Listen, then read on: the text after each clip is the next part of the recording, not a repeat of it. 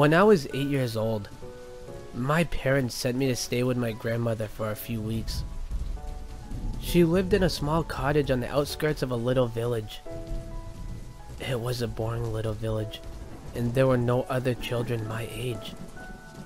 There was not very much I could do to keep myself amused. One day, I was wandering through the fields behind my grandmother's cottage when I came across an old abandoned well. It was on a hill that was overgrown with thistles and nettles. Someone had placed wooden boards over the top of the well and they were screwed into place. One of the boards was loose, so I pulled it off and peered down inside the darkness. I wondered how deep it was, so I found a stone and dropped it into the well. After a long pause, I heard a distant plop. It seemed like fun, so I gathered up a bunch of stones and started dropping them in. One of the neighbors saw what I was doing and came rushing out of her house. She grabbed me by the arm and pulled me away from the well. And then, she started shouting at me and told me to stay away from it. She didn't say why, but it scared me so much that I just ran off. That evening, I told my grandmother what had happened. She got angry and lashed out at me, giving me a clip around the ear. She told me to stay away from the well, but she didn't explain why. All she said was it was a bad well. A couple of days later, I started having strange dreams. I dreamed that I was walking through a field, but it was covered in a thick mist. I was barefoot, and when I looked down at the ground, there was no grass, just black ashes. There was nobody around and I was all alone. I kept walking out of the mist. I saw the old abandoned well emerge. I stopped at the well and peered over the edge. I couldn't see anything, but I could hear bubbling water all of a sudden. A pair of gnarled hands appeared from the well. I recoiled in horror and turned away, but the hand stretched out of the well and followed me as I ran. Horrified, I tried to escape from those grasping hands with their long, horrible fingers. But as often happens in nightmares, it felt like I was running in place. The hands kept stretching more and more, and I felt a disgusting touch of those long fingers grabbing me by my bare ankles. Just then, I woke up in a cold sweat.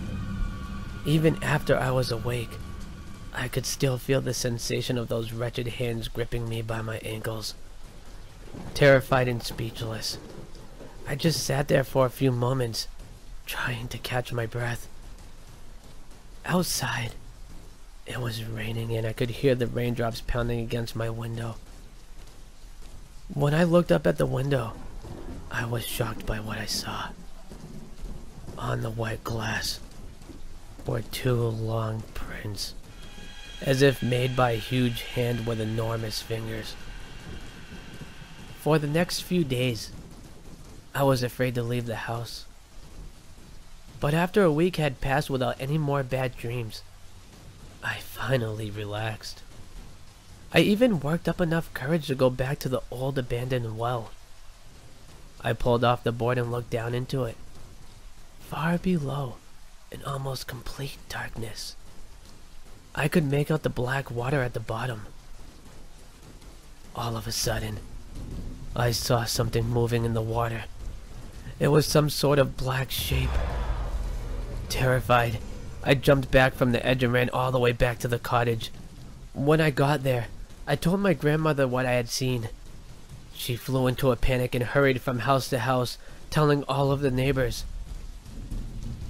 By nightfall, the whole village was in a panic.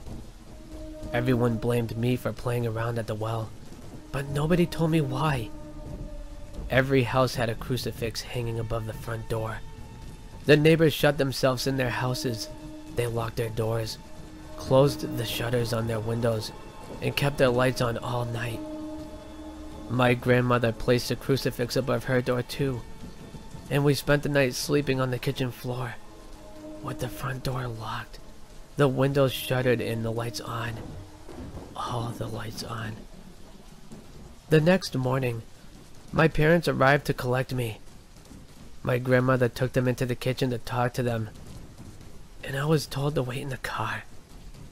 They were in there a long time, and when they came out, their faces were grim.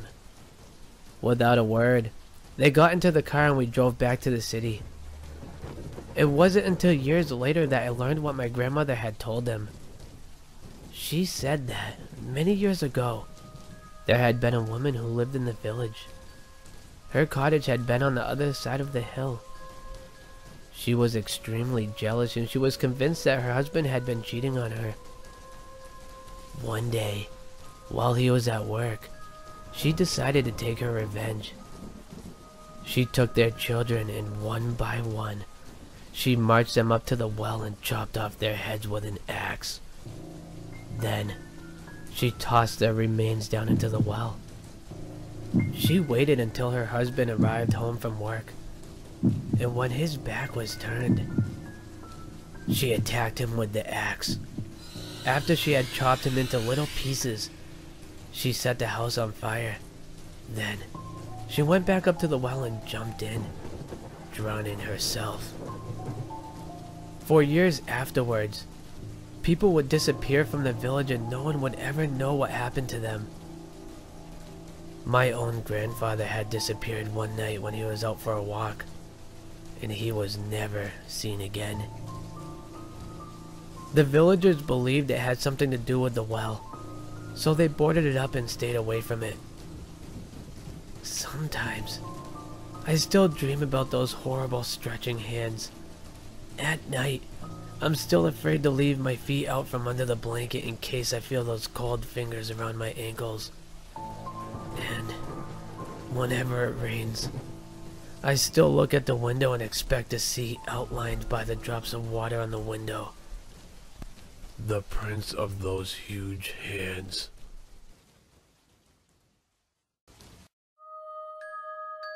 Hey, this is the Grimtail Brothers.